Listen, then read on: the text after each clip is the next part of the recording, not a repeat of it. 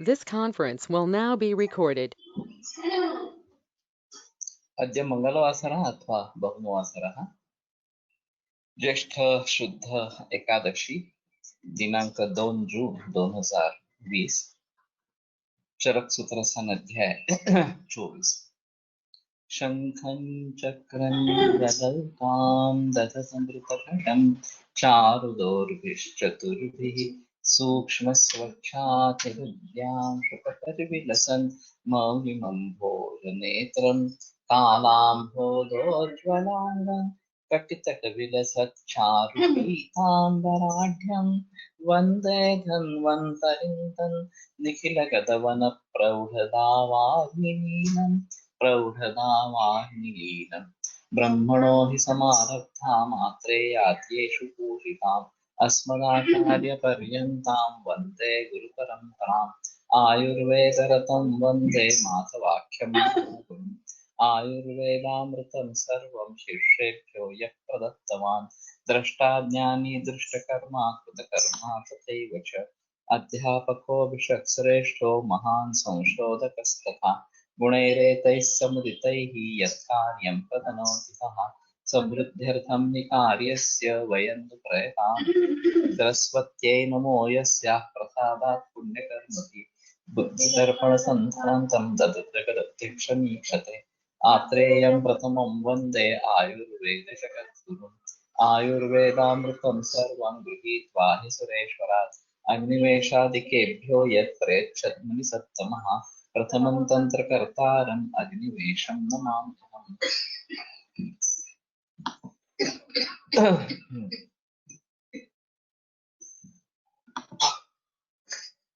अरुणाभं भवेत् वातात् विशदं फेनिलं पित्तात् पीतास्तं रक्तं स्यायत्यक्ष्णात् किरेण च ईषत् पाण्डुकफात् दुष्टं पिच्छलं तन्तुमर्दनं संसृष्टलिङ्गं संसर्गात् त्रिलिङ्गं सान्निपातम्।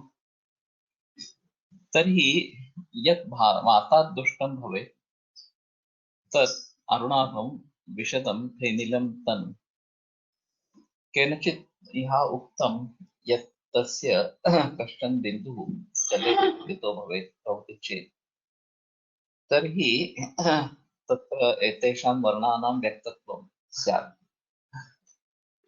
तर्हि अरुणाभः वर्णः वा पीतः असितः वर्णः वा अथवा पाण्डुवर्णः वा यदि जले निमज्जनात् प्राप्नोति तर्हि इदं वातात् दुष्टम् इदं पित्तात् दुष्टम् इदं कफात् दुष्टम् इति वक्तुं शक्यते। तर्हि अयं प्रयासः साधु इति मन्ये। तर्हि वात के कारण जो रक्त दुष्ट होता है वो अरुणाभ इस प्रकार का था, अरुण वर्ण का इस प्रकार का होता है, विशुद्ध होता है, स्वच्छ इस प्रकार। इसको कैसे मापे ये अजीब थोड़ी चीजें। फेनिल तो देख सकते हैं, तनु भी देख सकते हैं। और पित्त के कारण पीत असित रक्त वर्ण और स्टायत्यष्ण्या औष्ण्या चिरेण च, उसमें घनीभाव जो है वो उसके उष्ण गुण के कारण दीर्घ काल से होता है। तो ये भी एक अहम चीज है कि उसको हम थर्मामीटर से उसका टेम्परेचर नोट करें कितना है और वेरिएशन कितना आता है ब्लड कलेक्शन। तो निकालने के बाद तुरंत अगर थर्मामीटर के द्वारा उसका सही टेम्परेचर हम समझ लेंगे, तो अगर उष्ण ज्यादा है तो ये पित्त के लिए हम बता सकते हैं। उसका घनीभाव जो होता है वो कितने देर से के बाद होता है ये भी एक देख लेंगे। तो कफ में वो जल्दी होगा और पित्त में वो देरी से होगा, तो उसके आधार पर हम बता सकेंगे ये पित्त दुष्ट इस प्रकार का है। और पीत और असित वर्ण जैसे कि एक साहिल्स मेथड में एक कलर पैलेट होता है और उससे कंपेयर करते हैं, उसी प्रकार अभी कलर पैलेट कंप्यूटर में अवेलेबल है, उसमें कोई प्रॉब्लम वाली बात नहीं। तो उसके आधार पर हम अगर वर्णों का निश्चय कर सकेंगे उसके उससे कंपेयर करके, तो ये बेहतर इस प्रकार का। हाँ, मॉडर्न चलत नाही, मॉडर्न म्हणजे कॉम्प्युटरच्या लोकांना, IT फील्ड मध्ये आणि मग द्रवता वगैरे या गोष्टी धरायची गरज नाहीये. आहे की ते पिकताना जर धरलं तर जास्त नाही केलं काय त्याला नहीं, सभी पैरामीटर्स को देखना है, किसी को छोड़ना है ऐसी कोई बात नहीं। सभी पैरामीटर्स को ध्यान में रखते हुए फिर पित्त का कितना है, कफ का कितना है, ऐसा सोचेंगे तो बेहतर ऑप्शन इस प्रकार का होता है। वैसे हमने आयुत निदान, ये जो हमारा आयुर्वेदिक डायग्नोस्टिक सॉफ्टवेयर बना था, उसमें कलर पैलेट कैसे नहीं पे किया था हमने, एक अजीबी क्लासिफिकेशन वहां पे प्रस्तुत किया था कि शब्द स्पर्श रूप रस गंध और प्रश्न परीक्षा, इस प्रकार से हमने किया था। और उसके बारे में, वर्ण के बारे में कलर पैलेट देने का प्रयास कुछ हद तक किया था। तो अभी प्रातिपदिक कोश में भी वो होगा। विशद गुण कैसे मापन कर सकते हैं, ये मेरे लिए भी समस्या है। अभी तो मैं ये बता नहीं सकता। तो विशद यानी कि स्वच्छ करने वाला ऐसा है। अगर ये दूसरे किसी में डालते हैं और वो स्वच्छ हो जाता है तो इसमें विशद गुण है। जैसे मलिन पानी में इसको डाल दिया और वो स्वच्छ हो गया, इससे मध को विशद इस प्रकार के कहा गया है। तो थोड़ा उसके बारे में सोचना पड़ेगा, ऐसा डायरेक्टली बताना मुश्किल है। क्षालन विशद है, वही मैं बता रहा हूँ कि क्षालन यानी कि स्वच्छ करना। प्रक्षालन का ज्यादा प्रयोग करते हैं। और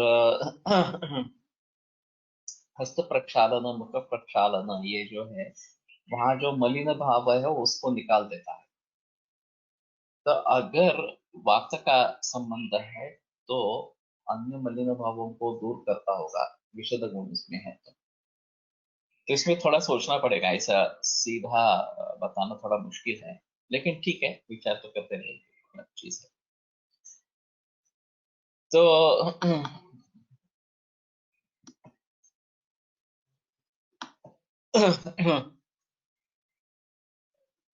फेनिलन तनु, फेनिल तो दिखाई देता है, इसमें कोई प्रॉब्लम नहीं है। और तनु, इसमें और द्रव में कैसे अंतर करेंगे, ये भी एक थोड़ा सा देखना पड़ेगा। तनु यानी कि पतला, और ये कफ का जो है वो पिछला तंतुमत घन, इस प्रकार का। तो घन और द्रवत्व, ये शायद पीटीआईएनआर के ऊपर हम कुछ उसके बारे में कुछ सोच सकते हैं। और ब्लीडिंग टाइम, क्लॉटिंग टाइम जो है वो श्रेण, और पिछला तंतुमत होने के कारण जल्दी उसका स्कैन अप हो पा जाएगा, तो ये उसके बारे में सोच सकते हैं। तो बीटीसीटी, पीटीआईएनआर, इनको देखकर शायद इसके बारे में कुछ पता चले कि पित्त का है या कफ का है, इस प्रकार से। और तनु और द्रव में कैसा अंतर करे, ये थोड़ा सोचना पड़ेगा। तो ईशत पांडु कफात दुष्ट, कफ से दुष्ट है वो ईशत पांडु है, तो ये थोड़ा रंग के हिसाब से ही देखना चाहिए। पिच्छिलम तंतुमत घनम, पिच्छिल है, तंतुमत है, ये पानी में डालने के बाद शायद इसके बारे में कुछ पता चले कि तंतुमत है। जैसे कि स्तन्य पानी में डालते हैं तो उसमें तंतु निकल आते हैं, ये भी कफ दुष्ट इस प्रकार का कहलाता है, तो ये भी सोच सकते हैं। और पिछले जो है वो स्पर्श से शायद उसके बारे में पता चले, या कुछ फिजिकल पैरामीटर उसके लिए सेट करने की कोशिश करें। उसके विपरीत जो है वो खर इस प्रकार का है, और पिछले का विषद है, एक्चुअली खर नहीं, लक्षण का खर है, और पिछले का विषद है। तो उसके बारे में थोड़ा सा देखना पड़ेगा कि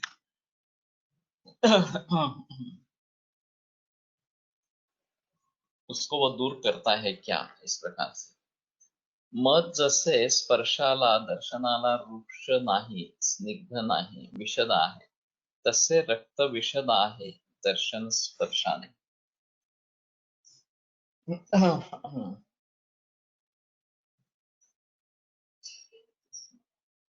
ये रूक्ष नहीं और स्निग्ध नहीं, ये देखना पड़ेगा। मद का पिच्छिल भी नहीं है, वो भी एक अलग चीज है। स्थानत्व मद में है, घनत्व इस प्रकार का है, लेकिन मद पतला भी हो सकता है, ऐसी भी आपत्ति नहीं है। तो मध के गुण कैसे डिसाइड करिए, थोड़ा सोचना पड़ेगा इस प्रकार से। और जनरली क्या होता है, एक ही गुण नहीं होता, 3-4 गुण साथ में होते हैं, और फिर एक एक गुण का एनालिसिस करना मुश्किल हो जाता है। तो 3-4 गुणों के संयोग से क्या होता है, ये एक बार देखना पड़ेगा, ऐसा है। और जिनके बारे में ये संयोग बताए गए हैं इस प्रकार से, तो उन द्रव्यों को ध्यान में रखे हुए करेंगे। विस्कोसिटी मापन कर सकते हैं क्या? हाँ, मैं सोचता हूँ कि इसके आधार पर विस्कोसिटी का मापन कर सकते हैं, कफ के पिछले गुण के आधार पर। और वैसे देखा जाए तो कोलेस्ट्रॉल भी एक ऐसी चीज है, और रक्त में कोलेस्ट्रॉल का होना, कितनी मात्रा में होना, कौन से कोलेस्ट्रॉल का ज्यादा होना, कम होना वगैरह जो चीजें हैं, उसके बारे में भी सोच सकते हैं। तो जिनमें ये एलडीएल कोलेस्ट्रॉल ज्यादा पाया जा रहा है और जिनमें कफ दुष्ट लक्षण के भी दिख रहे हैं, पिच्छलत्व वगैरह इस प्रकार से दिख रहे हैं, तो उसके बारे में थोड़ा सोच सकेंगे। और ये आम से भी बनेगा, आम का भी स्वरूप पिच्छल तंतुमत इस प्रकार का। और अगर साम दोष रक्त में है, तो भी एक अहम चीज इस प्रकार की रह सकती है, और उसके बारे में थोड़ा अलग से सोचना पड़ेगा इस प्रकार से। मैं मानता हूं कि सीधा मैंने बोल दिया हो गया, ऐसा तो नहीं होगा। इसमें काफी परीक्षण करना पड़ेगा। और एलोपैथी में लाखों लोगों का परीक्षण किया गया। जब ये सिद्धांत के रूप में उन्होंने बात मान ली पूरे विश्व भर में कि कोलेस्ट्रॉल इतना होना है, हीमोग्लोबिन इतना होना है, एलडीएल इतना होना है वगैरह वगैरह, ये लाखों लोगों के परीक्षण के बाद किया हुआ निष्कर्ष है। अभी हम सभी जो आयुर्वेद कॉलेजेस है, उन सभी में पैथोलॉजिकल लैब है। ये दृष्टि नहीं है कि आयुर्वेद की दृष्टि से पैथोलॉजिकल लैब को देखना इस प्रकार से, या पैथोलॉजिकल रिपोर्ट्स को देखना। तो अगर हाँ, जो हमारा निदान में जिसने एमडी किया है, ऐसा व्यक्ति उसमें ध्यान देता है जो आयुर्वेद सोचने वाला हो। हमारी दिक्कत की बात है कि जो एमडी पीएचडी आयुर्वेद में हुए, वो भी आयुर्वेद के हिसाब से सोचते नहीं, उनको आयुर्वेद का ज्ञान होता ही है ऐसा नहीं है, वो बहुत कम लोग होते हैं। और ज्यादातर लोग प्रैक्टिस में जो है वो इंस्टीट्यूट की तरफ मुड़ते ही नहीं है, और जो इंस्टीट्यूट में चले गए हैं वो प्रैक्टिस नहीं करते। ये बड़ी दुखद घटना है। तो अगर कोई एमडी निदान, उसने निदान में किया है, आयुर्वेद का प्रैक्टिशनर हो और इसमें ध्यान दे, तो शायद कुछ बात हो सकती है। द्रव जो अपने आप में स्वयं में घोल लेने की प्रक्रिया, विलोडने शक्ति से द्रव, तनु पतला। ये तो सही है, विलोडने शक्ति द्रव, ये सही है। तो ये विलोडन नाम की जो चीज है, जब हम डो बनाते हैं आटा, उसमें पानी डाल के उसका डो बनाते हैं, तो ये विलोड़ना इस प्रकार का है। उसमें ज्यादा पानी डालेंगे तो विलोड़ना शुरू हो जाएगा। हम कम मात्रा में पानी डालते हैं, वो मिक्सअप अच्छा हो जाए। और इसमें जल के स्नेह गुण का भी इस्तेमाल होता है, तो बंधन गुण स्नेह में है, और वो उसमें इस्तेमाल में आता है। तो इन दोनों चीजों को ध्यान में रखते हुए द्रव्य और तनु ये दोनों साथ में कहाँ पे है, ये देखना पड़ेगा। वैसे तनु ये गुण कहीं पे भी निर्दिष्ट ही नहीं है। जो विंशति गुण बताए गए, गुरुमंद एम स्निग्ध लक्षणांत स्थिराः गुणाः सूक्ष्म विषयता विंशतिस्य विपर्ययः। और बाकी भी परापरत्व युक्तिश्च संख्या संयोग, इसमें भी तनु का निर्देश नहीं है। तो ये तनु आया कहाँ से? एक पदार्थ विज्ञान जब मैं पढ़ा था तो ये मेरे सामने बहुत सारे सवाल आते थे। मैं खुद विद्यार्थियों को तो छात्रों को बताता नहीं था क्योंकि वो कंफ्यूजन बनाने वाला है, कैसे करेंगे इसके बारे में। लेकिन अगर हम लक्षण कोश में, हेतु कोश में झांक के देखें या चिकित्सा कोश में झांक के देखें तो पता चलता है कि बहुत सारा ऐसी गुण है जिनका डायरेक्टली एकचत्वारिंशत् गुणों में समावेश नहीं है। तो शायद ये गुणों का कॉम्बिनेशन इस प्रकार का है, क्योंकि नहीं तो उसका गणन होना चाहिए था। गणन नहीं है लेकिन गुणों का निर्देश तो है, तो इसका मतलब है कि ये संश्लिष्ट गुण इस प्रकार के हैं। इसके बारे में किसी ने सोचा ही नहीं है ये किस प्रकार के गुण है और कहाँ पे है, और ऐसे गुणों को ढूंढना पड़ेगा। तनु ये जैसे अभी संयोग से निकल आया तो उसको थोड़ा ढूंढना पड़ेगा। सुश्रुत मेंशन आकाश अक्ष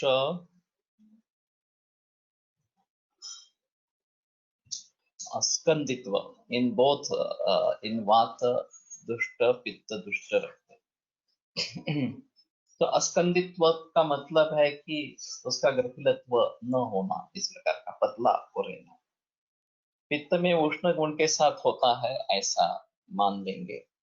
वात में किस प्रकार से होता है ये विशुद्ध गुण से शायद होता होगा, या पेनिल गुण जो है उसमें वायु के परमाणु है तो वो स्कंदन नहीं होने देता, ऐसा थोड़ा सा रहेगा। अर्थात ये कुछ देर के लिए है, वैसे स्कंदन होता ही है रक्त का, वो अलग चीज है। ऐसे कौन से गुण है सर तनु के अलावा? मुझे अभी तो याद नहीं है लेकिन जब जब मैं देखता था कोश तो ये सामने आते थे और ये आसान है थोड़ा सा, प्रातिकृतिक कोश में भी आसान है, हमने सभी गुणों को साइन दे दिए है और फिर उस साइन के आगे उस गुण को लिखेंगे।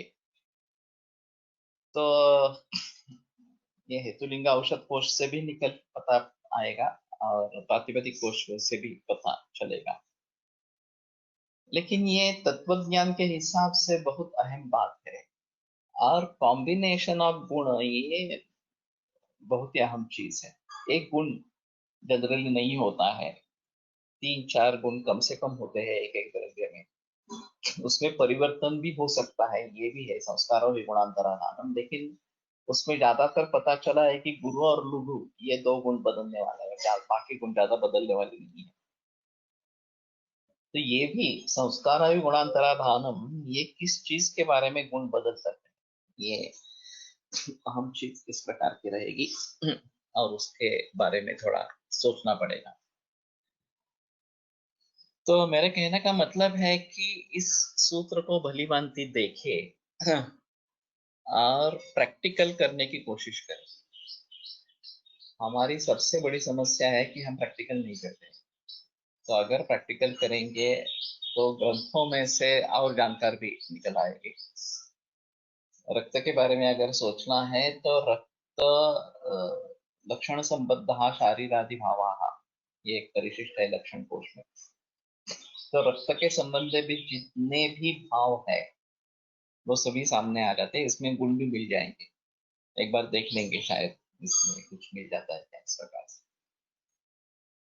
और फिर उन शारीरिक भावों को कैसे समझना है, ये जैसे अभी हमारी एनाटॉमी और फिजियोलॉजी है, और इसको हम उस तरीके से देखते नहीं है। हम एलोपैथी की दृष्टि से ही देखते हैं, आयुर्वेद की दृष्टि से देखते ही नहीं।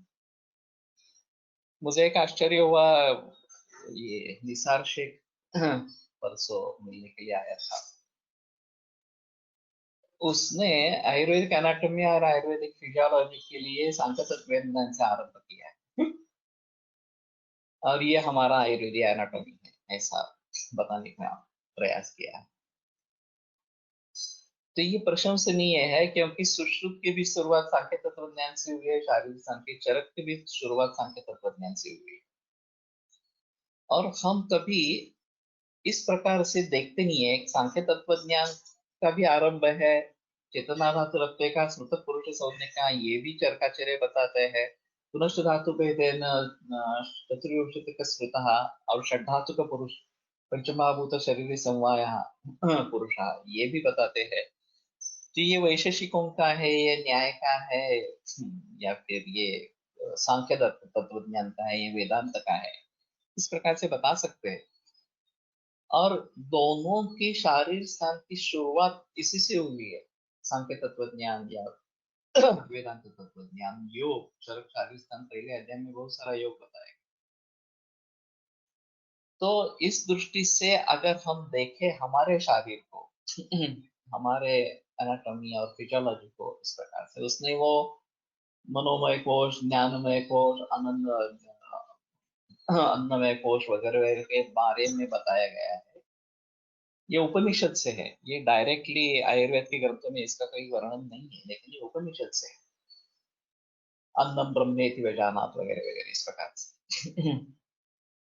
तो इन सभी बातों को हम ध्यान में रखेंगे और उसी प्रकार ये गुण वगैरह के बारे में हम सोचेंगे कि विश्वता सर्वता रागा वगैरह जो के गुण बताए गए हैं इस प्रकार से, तो शायद हमें हमारी स्थिति का अंदाजा हो जाएगा। हमें जो आयुर्वेद की दृष्टि से सीखना है वो हम सीखना आरंभ करेंगे। अभी हुआ है ऐसे कि हम समझते हैं आयुर्वेद में सीखने लायक कोई है ही नहीं। जो भी एनालिसिस वगैरह किया है वो एलोपैथी ने किया है, और उसी को आधार लेकर, उसी का आधार लेकर हमें चलना है। शायद शायद जो भी बताया गया है वो सीधी तरीके से नहीं बताया गया है, ये अहम चीज है। तो हमें जगह जगह पे ढूंढना है, केवल हमारे शास्त्र में ही नहीं, बाकी शास्त्रों में भी ढूंढना है, और फिर इसके बारे में हमें जानकारी होगी इस प्रकार। मनोमय कोश, ज्ञान विज्ञानमय कोश वगैरह, आयुर्वेदीय शारीर। तो कहने का मतलब ये है कि भेदता ही भेद्य बनना था, अन्यथा चरक का ही सूत्र है। ऐसे किसने गुण हासिल कितने वही। तो जो भेदता है और जो भेदनीय है, जिसके बारे में एनालिसिस करना है, वह क्लासिफिकेशन करना है, वो जिस दृष्टि से उसको देखता है उस दृष्टि से उसमें विभाजन हो जाता है। जैसे कि मैंने औषध कोश में एक पूरा अलग ही तरीका अपनाया, युक्ति व्यापाश्रय को ले लिया, और युक्ति व्यापाश्रय के आगे का क्लासिफिकेशन कर्म और कर्मेतर इस प्रकार से किया। कर्म में पंचकर्म और पंचकर्मेतर कर्म और द्रव्य कर्म ऐसा किया, और कर्मेतर में द्रव्य और गुण को ले लिया। ये अलग ही क्लासिफिकेशन है, कहीं पे भी आया नहीं है, मेरे मन से ही निकला है। लेकिन उसके आधार पर हम औषध कोश को क्लासिफाई विभक्त कर सके, और जो आयु का निदान सॉफ्टवेयर बना उसमें इस प्रकार के क्लासिफिकेशन का फायदा हुआ।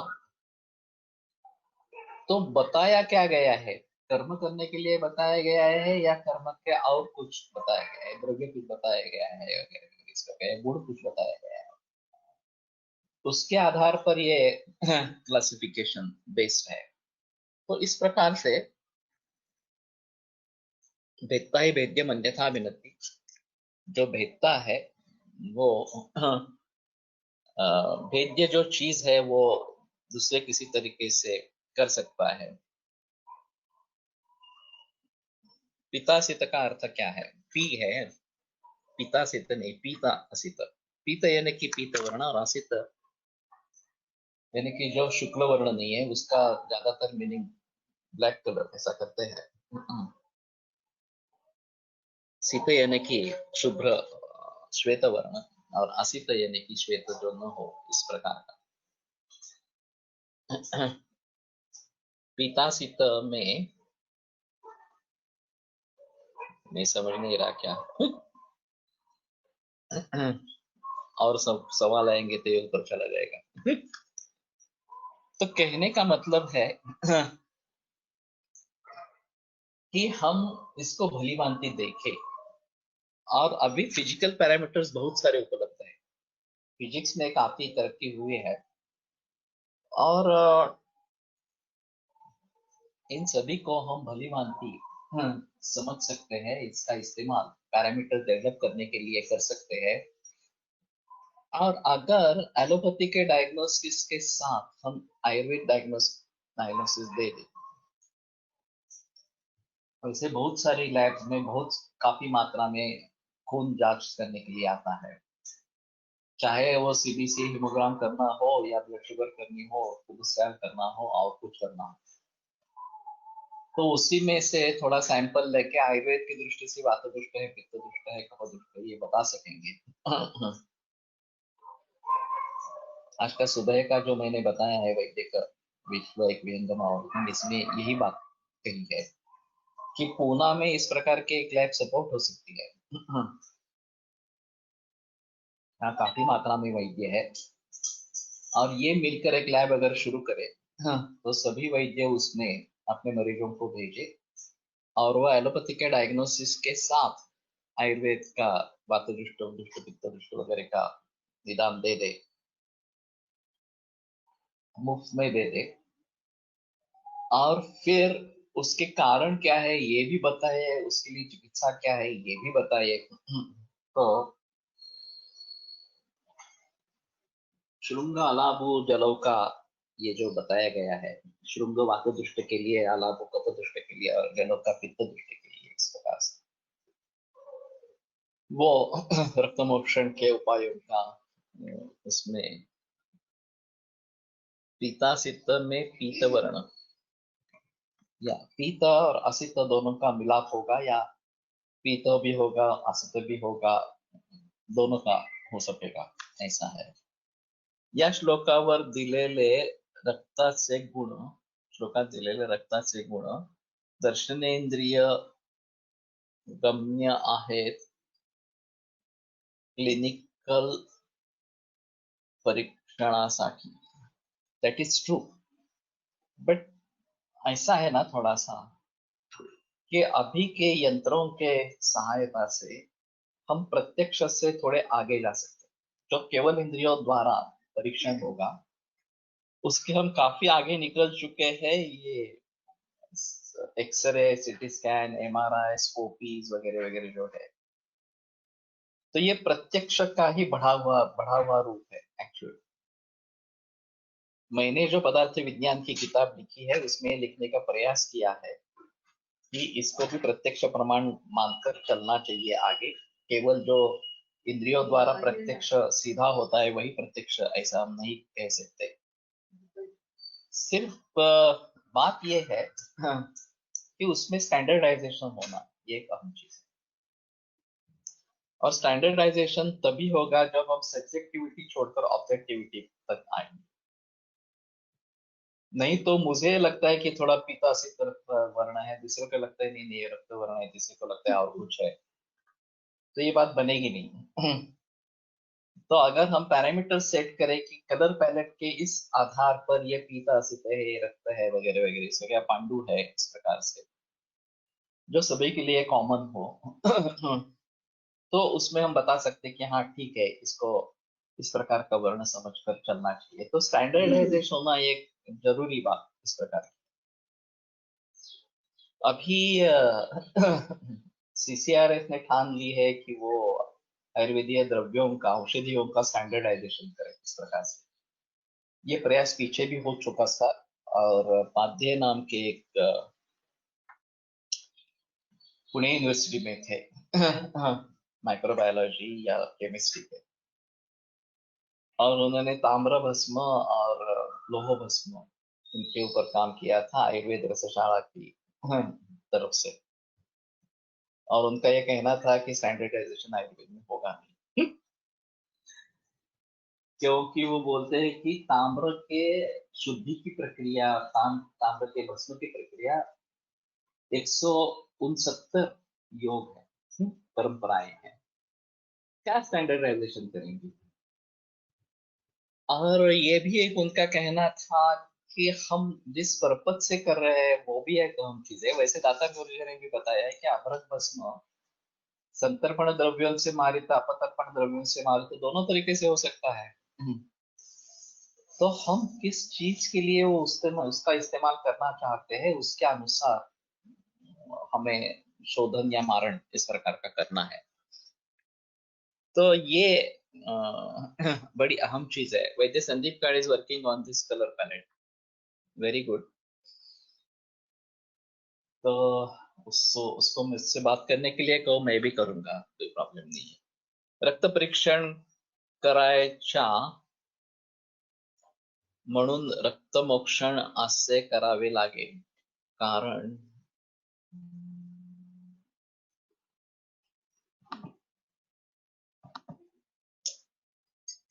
रक्तपरीक्षण करायचं म्हणून रक्तमोक्षण असं करावं लागेल, कारण रक्तमोक्षण चिकित्सा म्हणून जर आपण करतो तर आपल्याला ऑलरेडी सगळी माहिती आहे। मलमूत्र याप्रमाणे रक्तपरीक्षण आयुर्वेद मध्ये अपेक्षित आहे का, एक्सेप्ट जीव रक्त दुष्ट रक्त डिफरेंशिएट करण्यासाठी?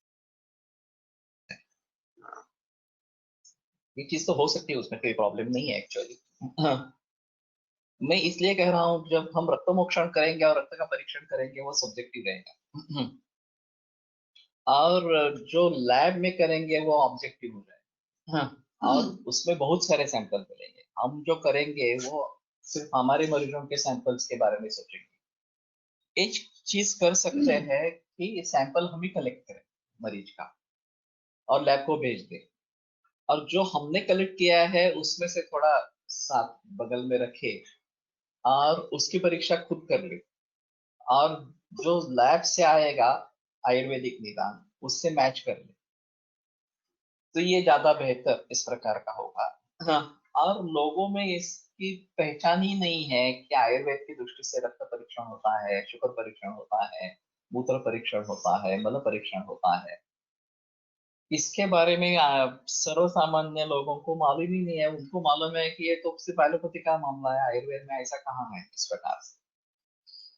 तो अगर हम सब्जेक्टिविटी को छोड़कर ऑब्जेक्टिविटी पर जाना चाहते हैं तो लैब का आधार लेना जरूरी है और इंस्ट्रूमेंट्स का आधार लेना जरूरी है एट पोदार आयुर्वेद मुंबई। ठीक है, मैं एक बार बात कर लूं।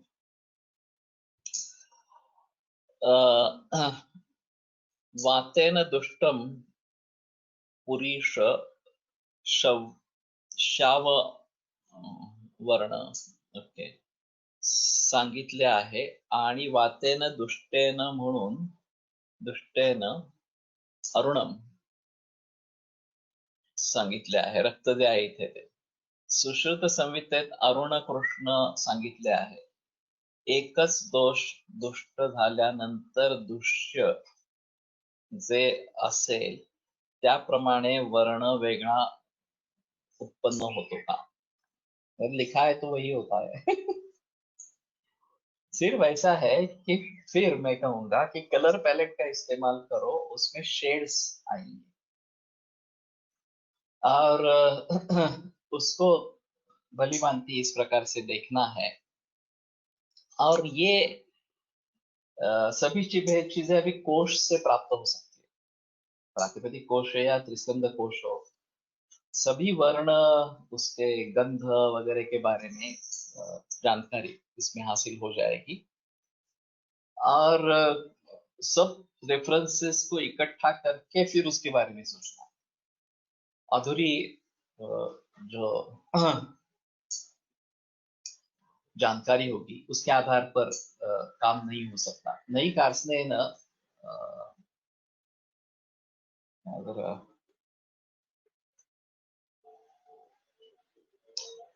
चरक का ही वचन है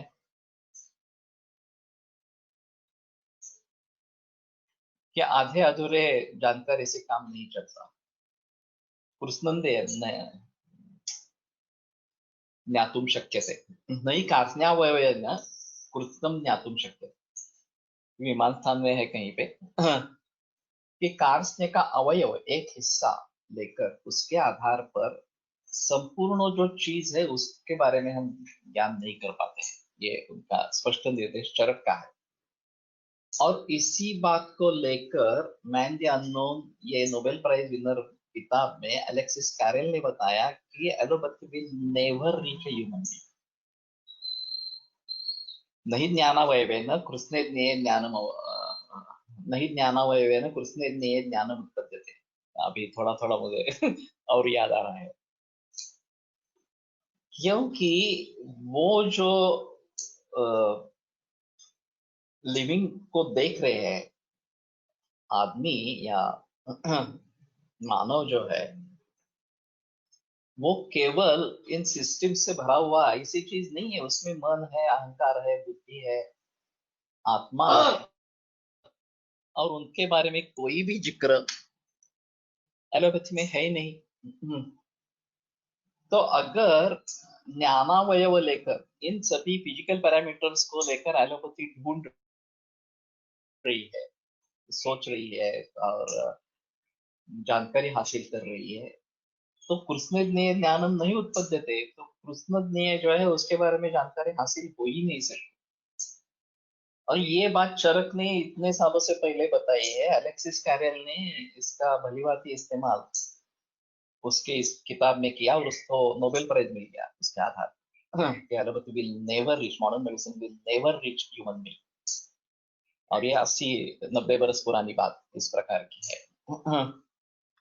सो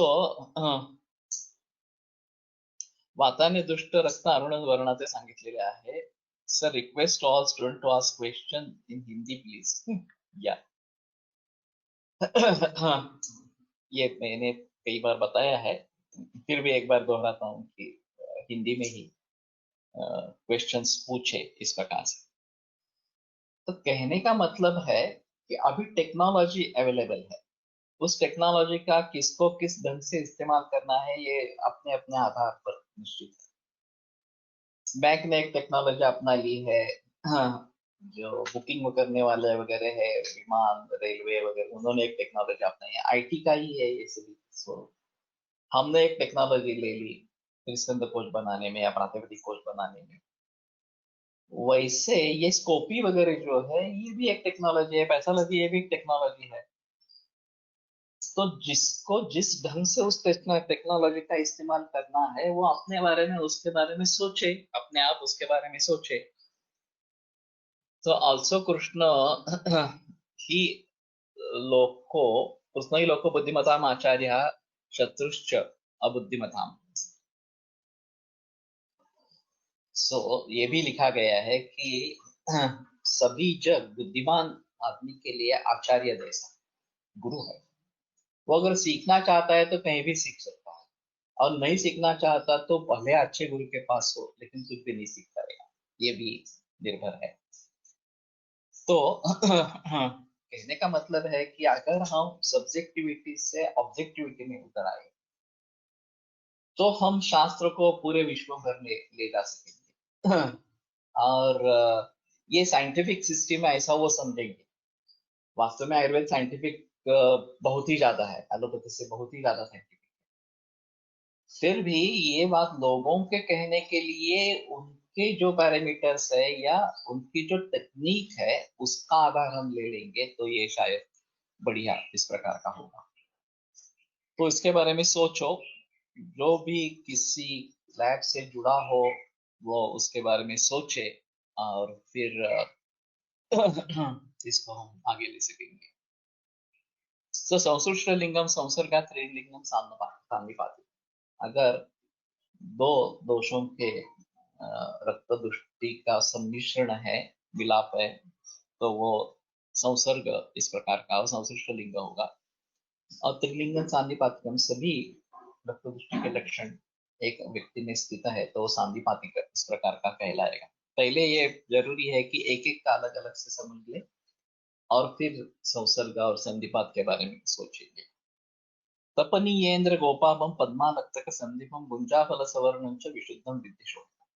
ये भी एक अहम चीज है, इसमें भी हम कलर पैलेट का इस्तेमाल कर सकते हैं। तपनीयेन्द्र गोपाल गोपाल सो तपनीय इज सुवर्ण, तो वो तप्त होने के बाद जिस प्रकार से उसमें लाली आ जाती है, रक्तवर्ण आ जाता है, या इंद्रगोप जो कीट है, हाँ, उसका जो रक्तवर्ण है, पद्म अलग तक संधिपम, पद्म ये रक्तवर्ण कमल इस प्रकार का है, या अलग तक जो अल्ता कहते हैं, मेहंदी कहते हैं, गुंजाफल सवर्ण, और गुंजाफल के सदृश वर्ण वाला विशुद्धम विदुषम, ये सिर्फ वर्ण के आधार पर।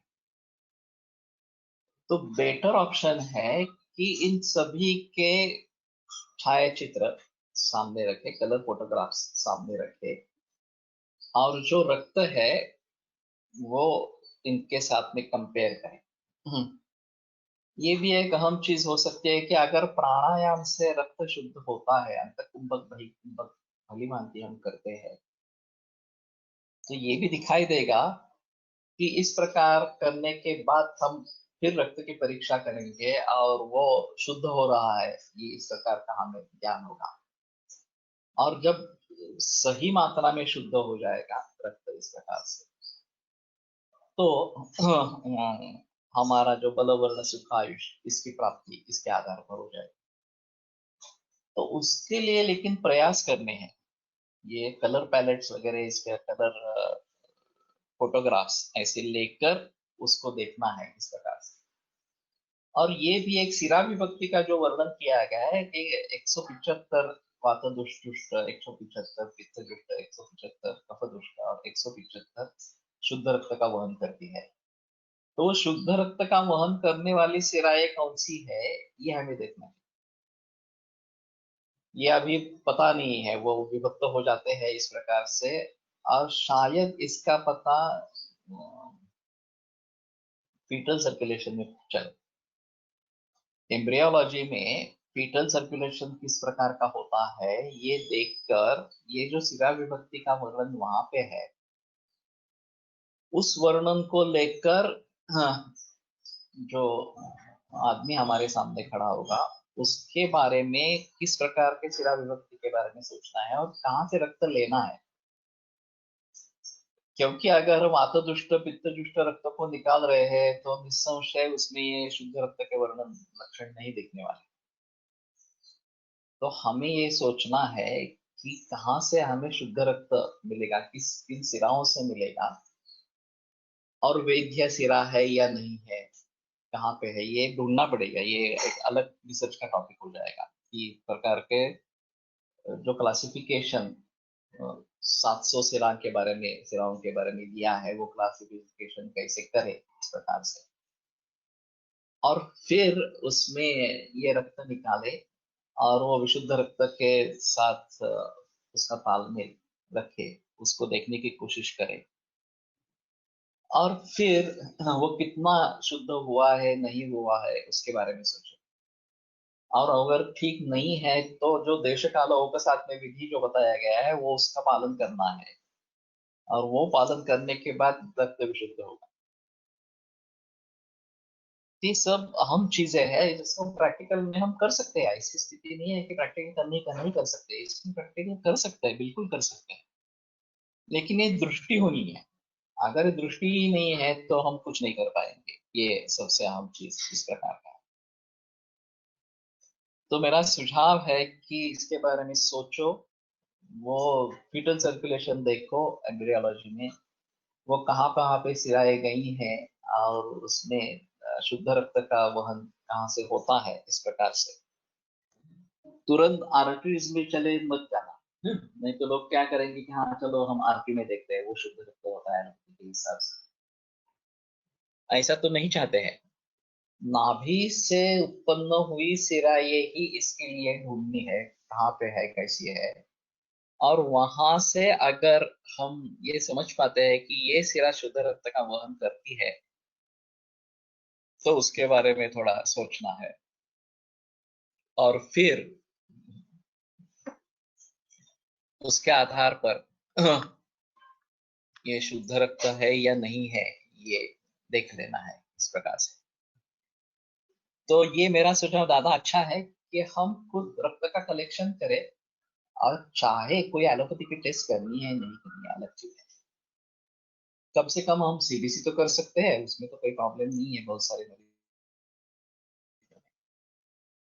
और आयुर्वेदिक लैब हो, हाँ, हम खुद परीक्षण करें अपने क्लिनिक में जब भेजेंगे तब, और फिर उसका जो रिपोर्ट आएगा वातजुष्ट पित्तजुष्ट कफजुष्ट, ये अभी देखना पड़ेगा कि शुद्ध रक्त का परीक्षण करना है या वातजुष्ट पित्तजुष्ट कफजुष्ट का करना है वगैरह के बारे में सोचना पड़ेगा, और उस सिरा से वेद करके ये देना होगा, सैंपल जो कलेक्ट करना होगा तो उस प्रकार से देना होगा। तो उसके लिए पहले ढूंढ लेना जरूरी है, और फिर a student from Switzerland has sent me a picture of rabbit's bird, which can be blood, which can be used for Artava Parikshan. I have also taken up a thesis for Artava Parikshan. I have developed a palette for it. That's good. So, Shashastruk Sandhimam, that is what has been said in Artava Pariksha. No, ये भी चीज है ऐसी कि इसका परीक्षण allopathy तो करती नहीं है, रजस्राव का जो परीक्षण है वो एलोपैथी में है ही नहीं, आया नहीं है। यह हमारी खासियत हो सकती है कि आर्तव का इस प्रकार का परीक्षण करे और उसमें दोष दृष्टि के बारे में सोचे इस प्रकार से।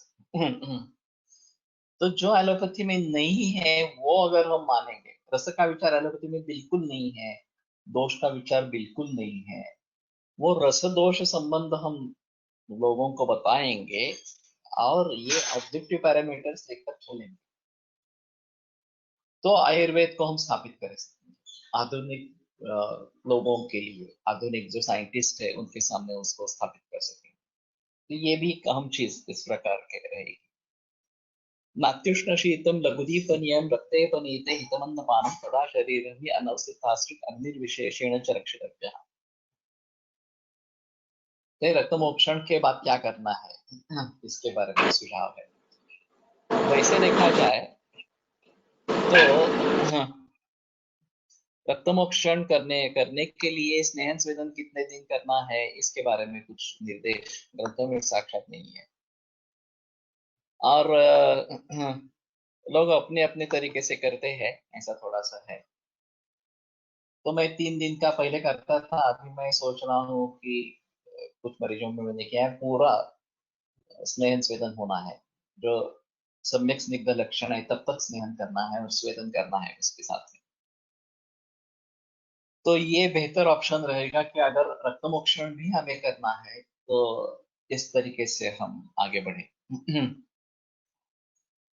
तो 3 दिन 4 दिन जितने भी लगते हैं, वैसे 3 दिन केवल जो मृदु कोष्ठी है उसके लिए बताया गया है, मध्यम कोष्ठी के लिए 5 दिन बताया गया है, और रूक्ष कोष्ठ के लिए 7 दिन के लिए स्नेह बताया गया है। हाँ, और फिर हाँ, थोड़ा सा स्वेदन, इसमें उत्क्लेश करना है नहीं करना है ये एक और चीज रहेगी। कफ के बारे में उत्क्लेश का निर्देश है, पित्त के बारे में वैसे उत्क्लेश का निर्देश नहीं है। लेकिन विलासनंदन सर लस्सी पिलाते थे ये करने के से पहले, इस प्रकार से रक्त मोक्षण करने के पहले मैंने कुछ मरीजों में इस्तेमाल किया था, फिर बाद में मैं खाना खाने के लिए कहता हूँ या वहीं पे खाना खा लेना और फिर नहीं पेयाले गणपत पेयाली, तो देर इज पेया सो बट तिथं स्नेहस्वदन किती दिवस करावा असं काही आहे का, मला आठवत नाही आले। पेयाची थाली रक्तमोक्षणानंतर आधी स्नेहन करावं का किती करायचं स्नेहस्वेदन? ते तूप घालूनच होतं ना पेया थोडी ती झाली ती आदल्या दिवशी आहार म्हणून झाली नाही आदल्या दिवशीचा केव्हा त्या दिवशी बिफोर रक्तमोक्षण करने से पहले पेया देनी है, लेकिन सगुरुत पेया इस प्रकार की है। सुश्रुत मेंशन तिल यवागु बिफोर शिरावेदन, रेफरेंस दे दो कहाँ पे, मुझे अभी याद नहीं है। सो तिल यवागु ठीक है, ये पेया बता रही है, ये भी एक रेफरेंस देखना पड़ेगा कहाँ पे आए इस प्रकार से। लेकिन how many days you do rakta mokshana after giving snehana? Only once. तो रक्त मोक्षण ज्यादा करना है ऐसा नहीं है, स्नेहन स्वेदन कितने दिन करना है, जैसे वमन विरेचन में करते हैं उस प्रकार से उतने दिन करना है या नहीं करना है, ये एक अहम चीज इस प्रकार की है। और फिर अगर पूर्वानुमान हमारा है कि ये वातदुष्ट है पित्त दुष्ट है, तो शायद हम उसके बारे में सोचे कि वातदुष्ट सेरा कौन सी है, वातदुष्ट रक्त का वहन करने वाली सेरा कौन सी है, तो वहां से करना है। सिर्फ सिर्फ पिवाइटल से लेना है या पाँव में से निकलना है, ऐसी बात छोड़ के ये थोड़ा सा उसके बारे में सोचेंगे। तो मेरा मंतव्य है कि बेटर ऑप्शन है हम फीटल सर्कुलेशन को देखें और एम्ब्रियोलॉजी में जाकर वो शिला विभक्ति किस प्रकार से होती है उनके हिसाब से, आरोग्य के हिसाब से उसके बारे में थोड़ा सोचे। और षष्ठे स्नायु शिरा रोम बलवर्ण नखत्वचा, जे छठे महीने में शिरा की उत्पत्ति या व्यक्ति भाव उसका है, तो उसमें थोड़ा जिक्र के छठे महीने के बारे में जिक्र करें। कैन सद्य क्षण be done, so my dad do, हम भी करते हैं। और अगर ऐसी स्थिति है कि तुरंत रक्त मोक्षण करना चाहिए, जैसे कि विसर्प में है, हाँ, तो पहले दिन ही रक्त मोक्षण करवा देंगे तो भी चलेगा। एक तो सर्वकर्माणि रक्त मोक्षण नहीं करता, इसका उतना महत्व उसका महत्व उसमें है रक्त मोक्षण का विसर्प में। और पण ये त्यात अगर तो माझा आणि माझा चमत्कारिक आहे, म्हणजे आधी तर दरवा वेळा लावून झाला सगळं वेगळे, पण नंतर फ्रॅक्चर झालं होतं, ते फ्रॅक्चरला रक्तमोक्षणानंतर बरं वाटलं म्हणून ते अजून केलं. तर ते वातयुष्ट जर असेल तर तो नाही तेवढ्या प्रमाणात करणं अपेक्षित. उसका अतियोग भी नहीं होना है, ये भी है। और वैसे एक्यूट एपेंडिसाइटिस में रक्त मोक्षण करते हैं, एक्यूट सेल्युलाइटिस में करते हैं, या फिर तिमिरा वगैरह में करते हैं, तो बहुत सारी ऐसी चीजें हैं जहाँ सद्य रक्त मोक्षण कर सकते हैं। लेकिन ये सद्य तात्कालिक होता है, बाद में हमें पूरा स्नेहन स्वेदन करके करना है, ये सबसे अहम चीज रहेगी। सभी जगह सद्य सद्य करना ऐसा ठीक नहीं है। तो इसके बारे में ह्याच्यात पण आलेलं आहे ना, हाँ, कामाला किंवा लिहागत जे असेल त्याचं पण रक्तमोक्षण आलंय ना. याच्यात आलंय, उदरामध्ये आलंय, लिहामध्ये, लिहोदरामध्ये आलंय, यकृतोदर में भी उस प्रकार से कर सकते। तान्युपस्थित दोषाणां स्नेह स्वेदोपपादने पंचकर्माणि कुर्वेत मात्रा कालो विचारेण, चरकावचने सूत्रस्थान दूसरे आते हैं। तो उपस्थित दोषत्व हेतु है उसमें। एकच शंका आहे आता, विसर्पण हे जर आलं तर तुषार आधीच का नाही रक्तमोक्षण आलेलं? वो वात प्राधान्य उसमें है, इसलिए कृष्णम सर्वमेव आदौ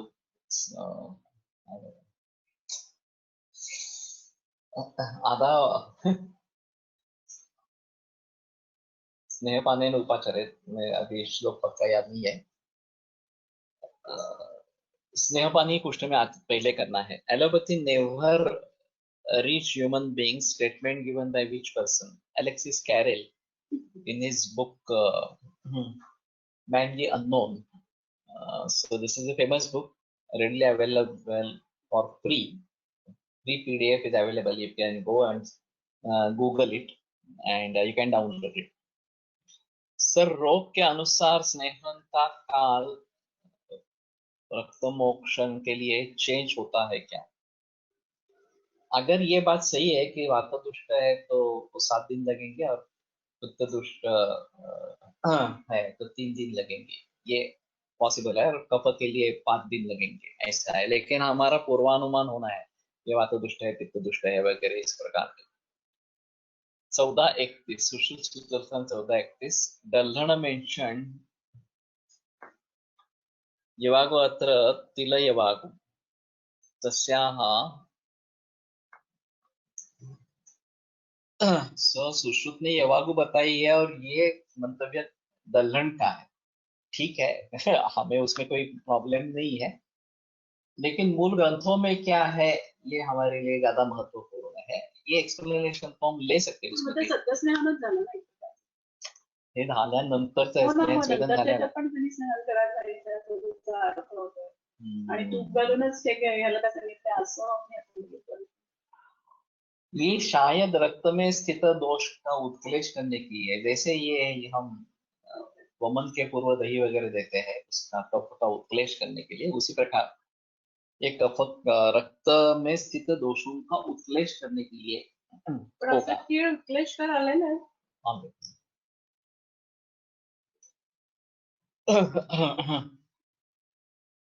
सो सद्य मुझे ठीक तरीके से दिख नहीं दे रहा। ठीक है, यहाँ पे अगर देवनागरी का आता है वो बिल्कुल छोटा फॉन्ट हो जाता है, ये नीचे वाला जो है वो, और फिर दिक्कत होती है वो पढ़ने में। हाँ ठीक है।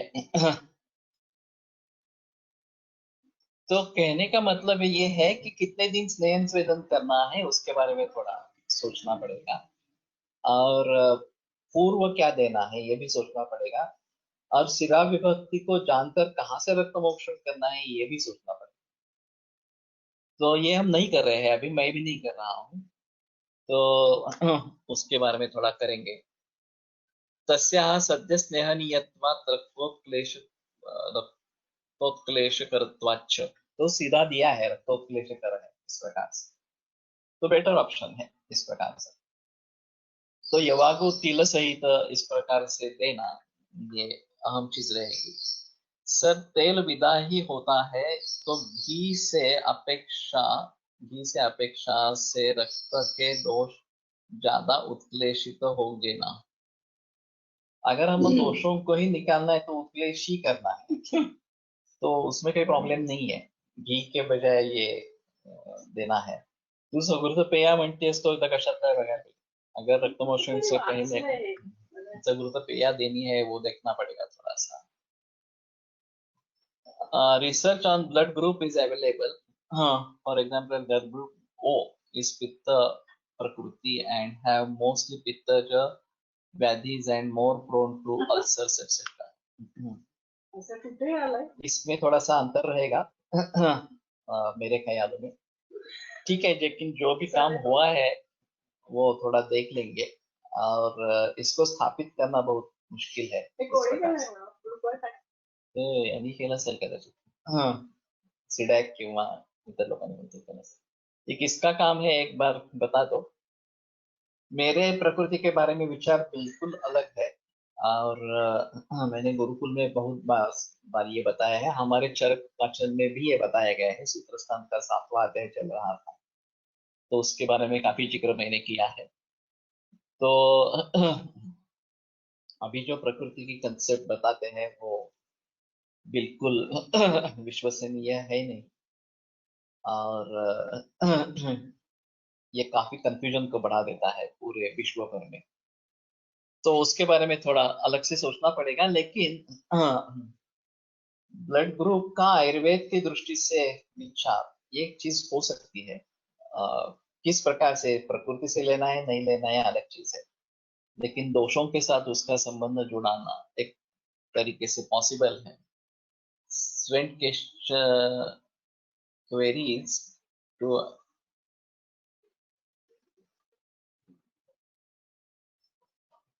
Everyone please. ये आरती नदार ने सिर्फ मुझे भेजा है, तो बेटर ऑप्शन है कि जो क्वेश्चन आप पूछेंगे वो सीधा मुझे ही भेजे, सीधा मुझे नहीं भेजे, सभी लोगों के लिए भेजे, तो सभी लोग नहीं इथे क्वेरी टू ऑल कहना है इस प्रकार से। पेय या पीता सर्पिशम इज मेंशन्ड इन वमन विरेचन कर्म is that स्निग्ध ईशत स्निग्धे पुरुष, बट वमन विरेचन की बात नहीं है, अगर रक्तमोक्षण की बात कर रहे हैं। तो मुझे नहीं लगता कहाँ पे है वो देखना पड़ेगा। अगर है इस प्रकार का संदर्भ तो पहले ये है कि सभी संदर्भों का चयन होना है। जितने भी संदर्भ है उन सभी संदर्भों का चयन होना है। और पुरानी पद्धति तो यही थी कि बार बार ग्रंथों को पढ़ते थे तो सामने आ जाता था। अभी बार बार तो छोड़ो, एक बार भी पढ़ते नहीं है। और सिर्फ पढ़ना भी नहीं आता, अर्थ समझने की बात और दूर है। और फिर उसके ऊपर विचार करना, ये तो और भी दूर की बात है। तो हम कहाँ पे है, किस लेवल पे है और क्या कर रहे हैं, ये अभी जरूर सोचने की बात है। मेरे जो बुजुर्ग रहे, कोरटकर सर, फणसरकर, वेणुगोपाल शास्त्री जोशी वगैरह वगैरह, इनको सभी संहिताओं का ज्ञान होता था, सभी रेफरेंसेस को ध्यान में रखते थे।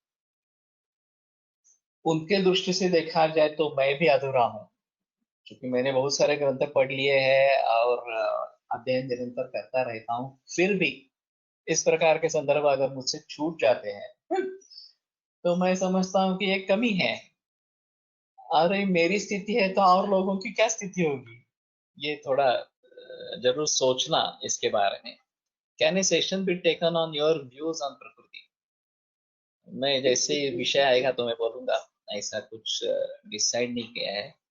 कुष्ठेनम स्नेहपूर्वेन पूर्वम सर्वम उपाचरेत्, स्नेहपानेन सर्वम पूर्वम सर्वम उपाचरेत्। हाँ, ये मैं याद करने की कोशिश कर रहा था याद नहीं आ रहा था। ठीक है, अभी मेरे ख्याल में यहाँ पे रुकते हैं। कितने बज गए त्याचं मुझे हे मालूम तेवढंच नहीं दिसतंय की है। शाखावरचा दोषी पोस्टात आली पाहिजे, तरी दुसरे काही करून उपयोग नाही असं. हाँ, पृष्ठाला शाखागत दोष कधी पोस्टात आले पाहिजे, त्याच्याशिवाय त्याच्याशिवाय पोस्टात किंवा रक्तपोस्टात तरी यायला पाहिजे किमान। तो मेरे ख्याल में ये सिलसिला आगे चलता रहेगा, कल फिर से एक बार और देखेंगे। आयुर्वेद प्रकांडो निगदित इह हि शल्यतंत्र प्रधानः, शिष्येभ्यः शाश्वतोऽयं निखिलजनकृपा व्याप्तचित्तेन येन। आयुर्वेदस्य वाञ्छन् पुनरपि भुवने काञ्च सुष्ठु प्रतिष्ठां, श्रेष्ठं धन्वन्तरिं तं प्रणमति च सदा वैद्यवर्गो हि नूनम्, वैद्यवर्गो हि नूनम्। विरम्यते व्याख्यानव्यापारात्। श्वः पुनरपि मिलिष्यामः। काही कॉलेज आहे का? Blood testing in Ayurvedic perspective is available with Punarvasu along with photos of